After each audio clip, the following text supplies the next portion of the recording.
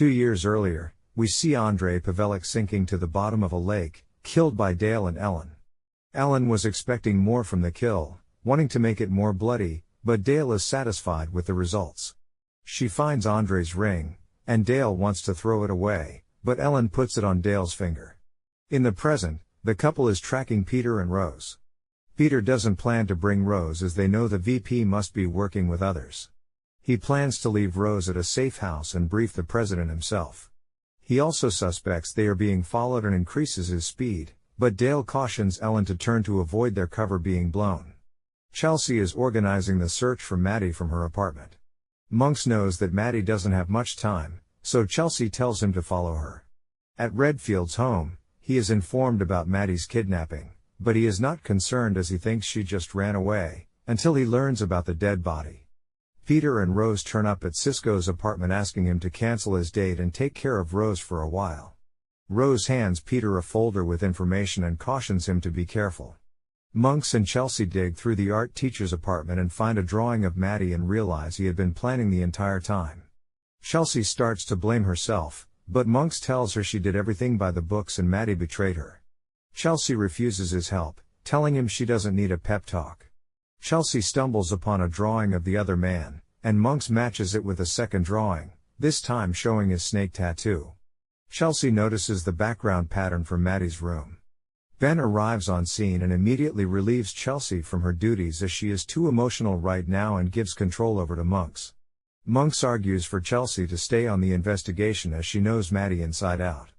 Ben agrees but leaves Monks in charge. Maddie and Cisco are talking, and she learns they were roommates in Quantico. Outside, Dale and Ellen are parked, trying to get a glimpse inside. Chelsea is pissed that Monks spoke about her with Ben, thinking he is trying to take her place, but Monks reminds her that Maddie went missing on her watch. He has no interest in being her boss and reminds her that they need to be partners to find Maddie. Chelsea recalls a stash spot of Maddie's where they find a flyer with the same pattern from the drawing. It is a charity organization, and on their Instagram page, they see a picture of the man with a tattoo. Peter arrives at the White House to speak with Diane, revealing Rose is standing by. He reveals what they found out about Turnlake Industries, Hawkins, and the bombing, which was a cover-up for an assassination attempt. He tells her the target was someone being protected by Maddie's current security detail, but Chelsea had denied this. Diane thinks she may have lied and reveals that Maddie is currently missing. Peter finally reveals the connection between Redfield and Wick, and Diane is shocked, revealing she needs to speak with Travers. Diane then tells Peter to have his trooper friend bring Maddie in discreetly, and Peter is taken aback as he hadn't revealed that info but says nothing. Peter instantly calls Rose, revealing Diane is dirty and telling her to get out. Diane contacts Wick about the info Peter has. She plans to have Peter arrested so he cannot interfere as they take out Rose. Dale and Ellen get the green light on Rose but see her speed past them. Diane returns to her office to arrest Peter, but he is gone. Peter is trying to find a way out of the White House, trying to avoid the now alerted agents. He steals Liam's badge and tries to leave, but agents spot him and give chase. Peter runs to the basement of the White House, and 2 agents get there with their guns drawn. Peter is hiding in a vent nearby and waits as the agents leave. Cisco is driving Rose, trying to stay ahead of Dale and Ellen, who are gaining on them. Cisco runs a red light, barely avoiding the vehicle, leaving Dale and Ellen trapped behind a bus. Cisco plans to have Rose jump out of the car and get help while he leads Dale and Ellen on. Dale, however, catches on and sees Rose running away. Peter manages to make his way out of the White House through its secret tunnels and disappears into the night. Rose is heading to the meeting spot Peter told her about. Cisco is trying to radio in for help when his car is rammed by Ellen. He tries to escape, but Ellen shoots him dead. Rose gets to the pier, but Dale catches up with her, and the two begin to struggle. He tries to kill her, but Peter tackles him in time. The two begin to fight, but Dale is overpowering him until Rose knocks him over the head. The two then jump Dale and disarm him. Rose wants him dead, but Peter tells her to get help. Dale then mocks Rose's aunt and uncle, causing her to attack him. Dale fights back with a knife, but Peter and Rose disarm him, before Peter kills him with a chokehold. Redfield goes to meet with Diane, who reveals that Peter is onto him. He is more concerned about his daughter, but Diane thinks this is bigger than Maddie, and she could be used as a diversion while they try to clean this mess up. Seeing that Peter escaped, Diane now plans to have him discredited and tells Redfield to meet her in the green room. Ellen arrives at the docks only to see Dale dead in the water. She goes in after him and breaks down in tears holding his body, begging him to come back. She removes his ring as the sound of sirens approach and disappears. Peter asks Rose about Cisco, but she has no idea. They get to a boat belonging to Peter's father's friend to escape. Monks and Chelsea are contacted by Ben, who has a picture of a suspect in Maddie's kidnapping and are shocked at what they see. Rose is attending to Peter's wound while news of Cisco's shooting airs. She apologizes to Peter for interfering and forcing him to kill Dale and also for Cisco's death. Redfield then holds a press conference about Maddie's disappearance. Redfield wants his daughter back, then shockingly names Peter as the main suspect in her kidnapping. In a flashback 13 years ago, Redfield is on the phone, with his daughters Maddie and Sarah fighting over Maddie's toy. Redfield orders Maddie to hand over her toy, so she gets upset and storms away, leaving Sarah. We then hear Redfield scream out, then remove a lifeless Sarah from the pool. After this, Redfield blames Maddie for not watching Sarah, revealing the cause of their rift. In the present, Maddie is being held in a room shackled to the wall. The man enters the room and orders her to stand and hold a current newspaper so he can take a photo. Maddie begs him to talk to her, but he just leaves. Peter and Rose are on the boat in the middle of the sea. Peter is still beating himself up for getting Cisco involved and killed and feels like giving up, but Rose reminds him that they must keep going or their deaths will be in vain. She reminds him that he is the one who told her to fight like hell, and Peter kisses Rose. The two then share a moment together and forget about Peter's injury and laugh it off. Monks, Chelsea, and other agents are sweeping Peter's room looking for evidence, noting he is an expert in counter-surveillance. Monks and Chelsea find some books all sent from a person named James and want to track the person down. Monks doesn't see the link between Peter and Maddie and thinks the White House must be covering something up. Chelsea also feels the same, and they decide to continue pursuing their original lead. Diane is finishing up a meeting when Travers comes to see her. Diane lies that Peter maybe kidnapped Maddie to draw attention to his father's case. Travers is still confused as to why she would bring him and then name him a suspect, but Diane lies that she has no idea why Peter was looking for Maddie and that he said he was done helping. Travers questions her judgment on Diane, but Diane fakes anger, reminding Travers how much she has helped her get into office, but Travers wants her to take a step away from the case. Rose and Chelsea turn up at the building from the charity organization from the flyer and talk to Dylan. He knew about the meeting between Maddie and her teacher Paolo but explains that he just wanted Maddie to join his charity protests so she could bring attention to their cause. The other person in on the plan was a man named Matteo, who had started dating Paolo a few months ago. Peter is watching a vlog about the reporter who is now telling everyone to hunt Peter and bring him to justice. Peter now thinks he is just like his dad, all caught up in a false conspiracy. He explains that his father, who is FBI section chief, was blamed for classified documents being leaked but died mysteriously before he could be charged and all evidence was suppressed. Rose wonders why he still joined the FBI after that, but Peter was raised with a strong sense of justice and thought he could clear his name the right way. Rose thinks they could go to someone in the press, but they need to find their smoking gun. They need to find something about the Metro bomber from the FBI database, and Peter remembers grabbing Liam's badge. Rose then uses her skills to begin hacking in. Diane and Wick meet with Redfield, showing him Maddie's video. Matteo demands that Redfield confess to planning the Metro bombing and give up his accomplices in 2 days, or he will unalive Maddie for everyone to see. Redfield demands they find the man, but Diane tells him to drop the act, as it's too late to start caring about Maddie. She thinks they have enough time to find Maddie. Redfield thinks he should confess just to get Maddie back and deny it later, but Diane cannot allow him to do this. She reveals that Maddie was getting ready to expose Redfield to the world and brings out the nanny cam Dale and Ellen stole, revealing it holds conversations between Maddie and her therapist, and tells Redfield to watch. Wick tells him they made copies, so now they're all in the same boat. Maddie is in her room when she finds a hole in the wall but quickly covers it before Matteo returns. Matteo explains that Paolo was just using Maddie for his propaganda campaign, but he has bigger plans for her. He wants revenge on Redfield, and Maddie offers to help him take Redfield down and tells him about a video she has on him. Mateo doesn't believe her, but Maddie gives him the address anyway before he leaves. Rose finds 12 suspects that Hawkins was investigating. They narrow it down to 2, but one man, Colin Worley, died suspiciously a day before the FBI was to interview him. They must find an autopsy report and plan to dock tomorrow to visit the Office of Public Records. Monks and Chelsea go to report to Diane and Ben, revealing that tracking down Mateo would be the best route to finding Maddie, but Diane insists that Peter is the primary suspect. Chelsea tries to argue the point, but Diane reminds her that losing Maddie was her fault and she should just follow orders. After the meeting, Diane contacts Wick, telling him about the suspect Chelsea and Monks uncovered, and wants to pursue it themselves. She sends him the sketch of Mateo, and Wick recognizes him. Mateo returns to Maddie, revealing he visited the address, but the couple is dead and there is damage to the basement wall where something was taken. Maddie knows only her therapist knew of its location and realizes she was betrayed.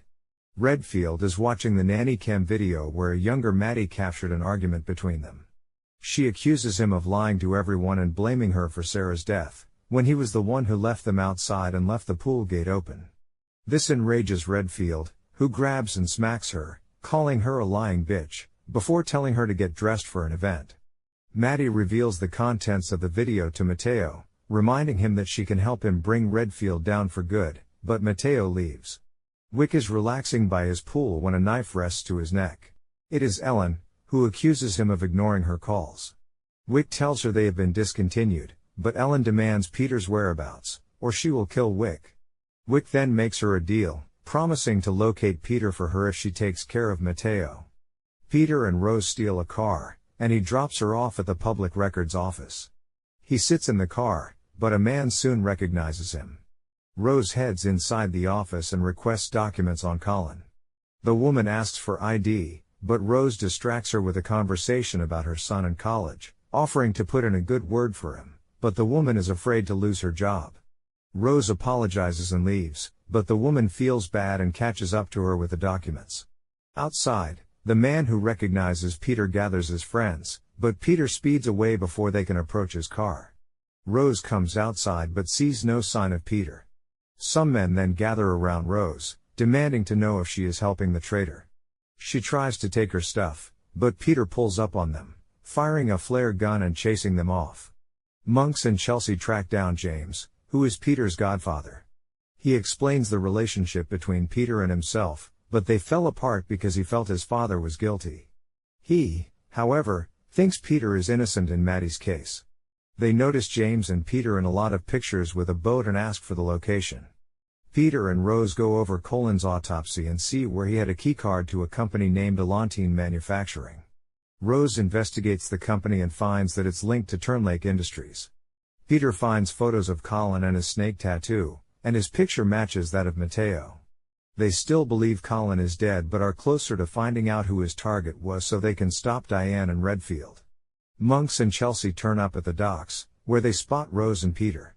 They apprehend the two with guns drawn, and Chelsea puts them both in cuffs. There is a flashback to the day of the bombing when Peter chased Mateo. He escaped back to his apartment only to find his twin brother there. He gets a call from Wick about the failed bombing.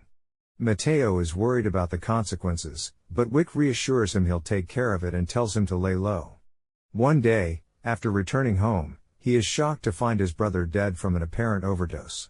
He knows he was the target, and it's revealed his brother's name is really Mateo, and he swapped identities to disappear and fake his death. At the docks, Peter and Rose are trying to convince Monks and Chelsea that Diane and Redfield are traitors and they found the identity of the bomber. Chelsea checks Rose's backpack and is surprised to see the same man from Paolo's sketches. Two patrol officers respond to Monks's initial call for backup, but Monks tells them it was a false alarm. They plan to give Peter and Maddie a listening ear in case their hunches were correct. Peter and Rose explain further in detail. Rose can see that Chelsea has seen Colin before, and Chelsea explains that it's a suspect in Maddie's kidnapping.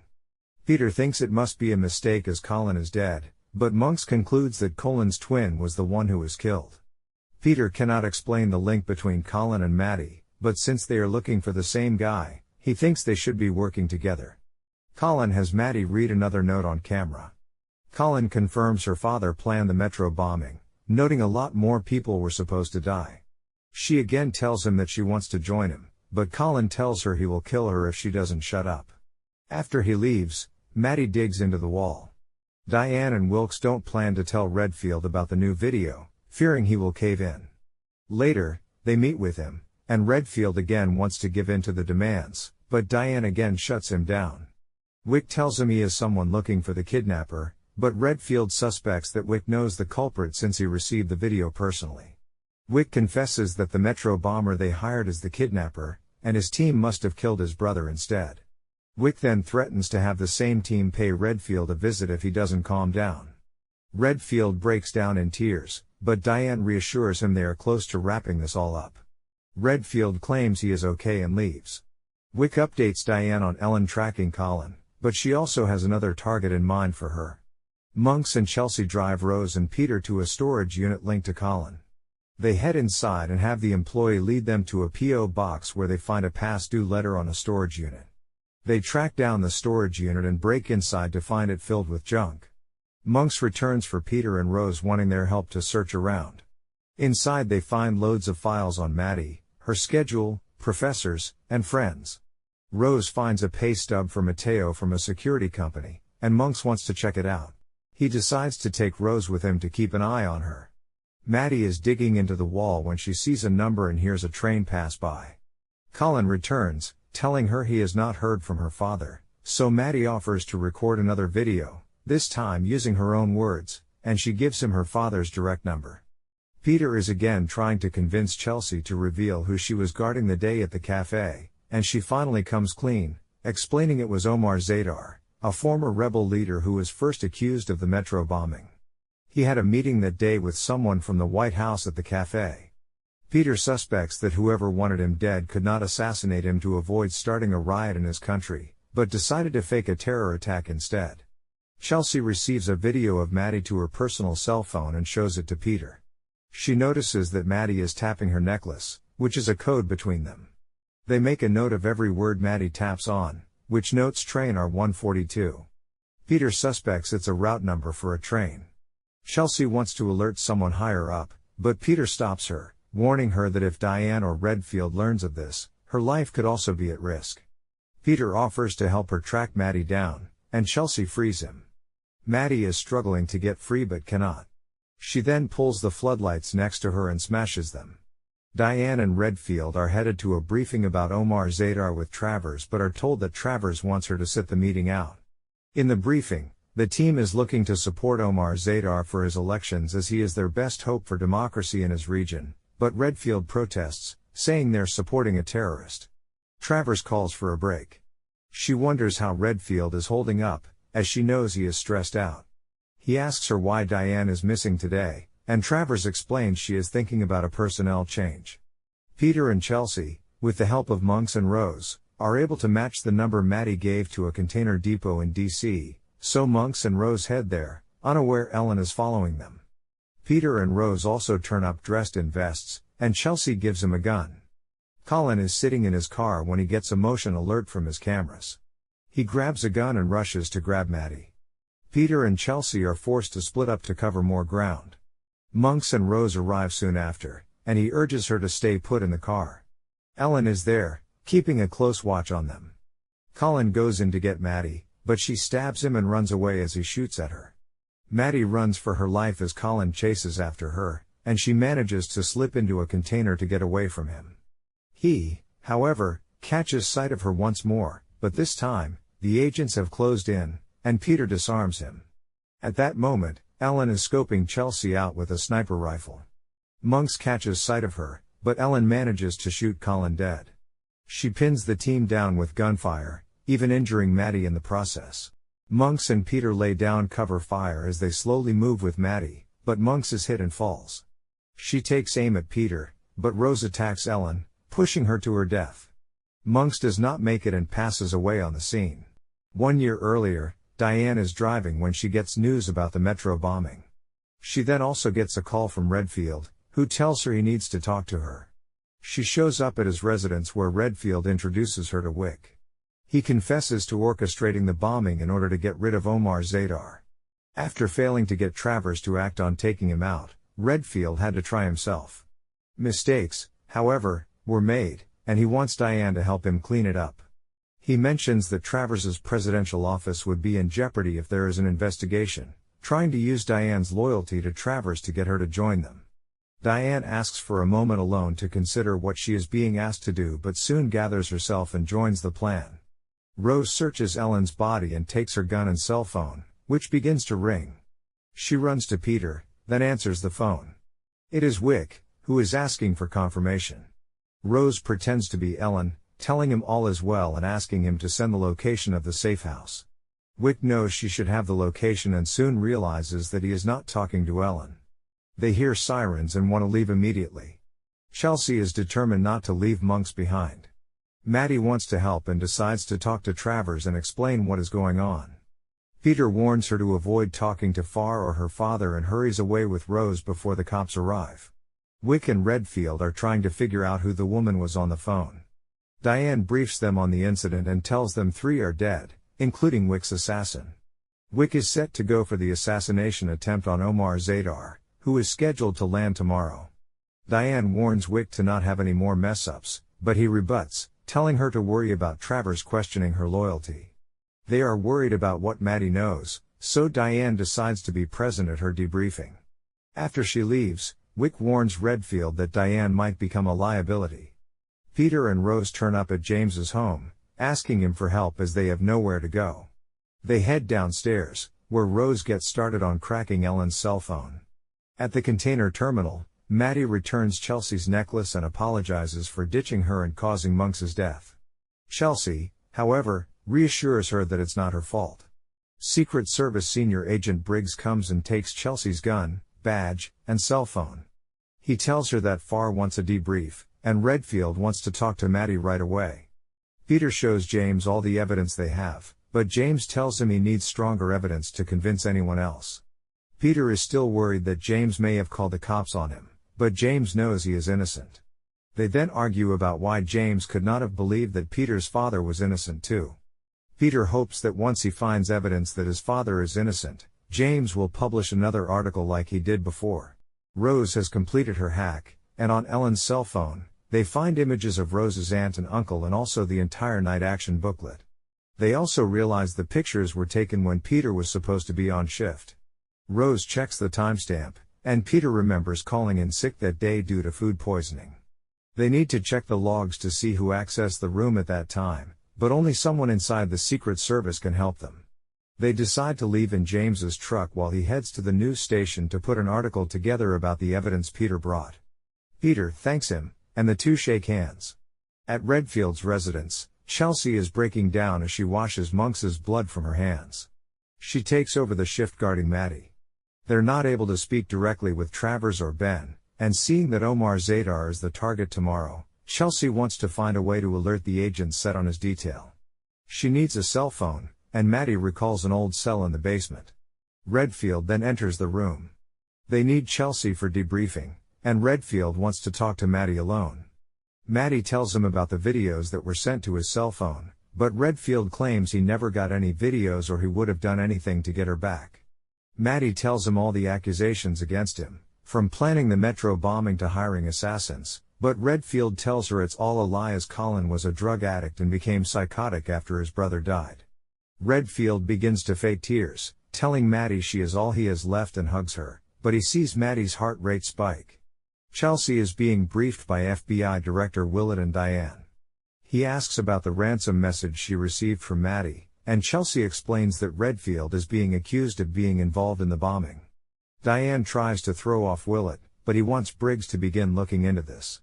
Diane still insists that Peter could have been involved in the kidnapping, but Chelsea tells her maybe she is wrong about him. Peter and Rose are waiting for someone outside her apartment, but he sees no sign of her. The two talk about what they would do after this entire mess is over, and Rose wants to return to California to restart her business, and Peter is thinking of joining her. Their target soon arrives and turns out to be Valerie, Diane's assistant. Diane enters her apartment complex, and Peter and Rose slip inside and confront her. Upstairs, Rose takes her laptop, and Peter binds her with tape. Chelsea goes to get her gun and badge from an agent who has to check with Briggs first. Once he leaves, she accesses the Secret Service schedule to see where Omar Zadar will be meeting. Diane calls Redfield into a meeting. She thinks Chelsea knows more than she is revealing, and the FBI director is investigating Colin and the bombing. She plans to take care of Chelsea and Maddie after Omar's death to avoid having them meet with POTUS. Once Diane leaves, Redfield contacts Wick about getting rid of Diane and the bombing for tomorrow, which he hints will make things much better for them both. Overhearing all this is Maddie, who quickly rushes back to her room, but Redfield finds a spot of blood nearby and suspects something is up. He returns to find her in bed, but Chelsea also turns up, and Redfield is alerted to a phone call from Travers. Maddie then hands Chelsea the cell phone she retrieved. Rose receives the access logs to the night action room and realizes that it was Diane who took the pictures. Chelsea then contacts Peter, and between them, they deduce that the president must be meeting Zadar at Camp David. Rose thinks they must have called off the attack since the president will be there, but Maddie recalls the conversation between Redfield and Wick, realizing he is planning to take out the president and take her place. Rose wonders how they can stop this mess, and Peter thinks they must get directly to Diane. Redfield returns to Maddie's room, telling her to get dressed as the president wants to speak with her and Chelsea at Camp David. We then see Diane in her office eagerly awaiting the time for the bombing. Omar Zadar lands in the US and is transported to Camp David by a Secret Service detail. Redfield, Maddie, and Chelsea board a helicopter. Some strange agents also board carrying briefcases. Diane returns home, heads to her safe, and is packing to leave when Peter and Rose walk in, confronting her with her actions. Diane still acts innocent to all this news, but Peter demands she call Redfield and stop plans to kill Zadar and the president. Diane is shocked hearing this, as she never knew Travers was also a target. She then grabs her cell phone to call Travers, but it goes to voicemail. She reveals that Redfield and Wick have cut her out of the deal, as Zadar was supposed to be killed when he landed. They targeted Travers without her as they knew she would draw a line. Peter insists that she will help stop this, demanding that she get all of them into Camp David. Peter and Rose drive with Diane to Camp David. She confesses that she was only involved in the bombing afterward and scandals like this are happening all over, but Peter thinks she is making excuses for her horrible actions. On board the chopper, Chelsea asks one of the new agents his name. She mentions another agent, and the men mistakenly call she him, but the men just claim they're new. Diane stops a distance off, telling Rose and Peter to get in the trunk of the car, or they won't be allowed to enter the camp. Rose is hesitant, worried that Diane will burn them once more, but Peter has no other choice. Chelsea and Maddie get off the plane, and Redfield plans to have Maddie speak with Travers alone. Chelsea asks Briggs for comms to Ben, but he claims all comms are down at the moment. Chelsea then warns Maddie to instantly warn Travers she is in danger the second she lays eyes on her. They are transported to the lodge where Maddie and Chelsea are separated. Redfield leads Maddie to a hidden room upstairs, telling her Travers is on her way. Maddie is hesitant but has no choice. Chelsea is brought to sit with one of the new agents. She asks to use the bathroom, but the man tells her to sit tight. Diane pulls up to the entrance to Camp David. The soldiers note that she is not on the list and ask her to pop the trunk, but Diane claims it is urgent and threatens the soldiers with early retirement. Redfield, Maddie, and another agent end up in the basement of the lodge, and they enter a bomb-proof shelter. He claims that Omar Zadar is a terrorist and the president is making a mistake meeting with him. He claims he suspects an attack from Zadar, which is why they are here. Diane arrives at the lodge, where she is met by Ben, who demands to know why she is there. Once the coast is clear, Peter and Rose sneak out. Diane demands to speak with Travers, as there is a bomb on the property, but Ben doesn't believe her. Just then, Briggs opens fire, hitting Diane and battling and shooting Ben. Peter goes after him, but Briggs has already escaped. Diane has survived and directs them to where the communications are housed to get the comms back online. Briggs radios for backup, claiming Peter just attacked. Chelsea sees the man talking on his comms and asks if she can speak to Ben, but the man ignores her. Briggs then radios another traitor, who is currently guarding Travers, and they set a timer to start their attack. Chelsea suddenly attacks the man before beating his head in. She takes his gun and watch and leaves the room. Peter and Rose get to the communications room. There is an agent there who doesn't seem to recognize Peter or Rose or gets suspicious of them. Rose asks to take a look at the computer to solve the issue when the man suddenly attacks Peter with a knife. Peter fights him and, with some help from Rose, knocks the man out. Peter and Rose are working on the issue when they hear Briggs calling for confirmation on the bomb placements and putting all the rogue agents on standby. Peter tells Rose to stay put, as he has no choice but to try and stop the bombing. Chelsea is searching around for the black case the agents were carrying. She digs around until she finds the case with the bomb hidden inside, set to blow in 3 minutes. Briggs is standing ready when Peter tackles him to the ground. The two fight, throwing each other around brutally. He manages to overpower Briggs, demanding that he call off the attack, but just then, army soldiers arrive on the scene demanding Peter surrender. Maddie refuses to stay hidden with her father and demands to be let out. He is hesitant, but Maddie threatens to tell everyone everything, so he allows her to leave. Rose gets the comms back online, and Chelsea instantly warns the agents about the bombs. She is about to leave when she hears Maddie's voice screaming from upstairs. Maddie is unable to exit from the secret entrance, but she recalls the code, and Chelsea gets her out just in time before the building blows. Peter escapes from the soldiers under gunfire. Inside the bunker, Redfield thinks he has succeeded and is now president. Travers has survived and is being rushed to Marine One, but there is a plan to take her out there as well. Peter overhears this and races through the woods to intercept them. Travers is being rushed to her helicopter when Peter shows up, shoots the rogue agent, and grabs Travers to avoid getting shot. He warns the men of the bomb on board and tells them to search the chopper before he releases Travers. Travers orders them to comply, and a soldier goes to check the chopper. The soldier radios back that they found something, and the chopper blows up soon after. After the explosion, Travers is taken away, and Peter is arrested. Rose rushes to him and hugs him. Redfield is inside his bunker when he hears soldiers. He thinks he is being rescued, but Chelsea and Maddie also enter the room, and he realizes that he is done for. Rose goes to Diane, who is still bleeding out. Rose wants to see her dead and grabs a pillow. Diane thinks she is going to die, but Rose wants her to stay alive and face the consequences of what she's done. A few days later, Peter and Rose are called into a meeting with Travers. Wick is still missing, but Travers promises to find him. She gives Peter the opportunity to get anything, so he wants to know the truth about his father. Chelsea meets with the new Secret Service boss. He wants her to say a few words at Monk's ceremony and afterward return to the service to personally guard the president at her request. Peter returns to his desk at the night action, where he watches a video deposition about his father. He painfully hears his father confess to being involved in the scandal. He meets with Travers personally after thanking her for the video. Travers then reveals that his father was actually a double agent working with them, but he was found out and killed by an assassin.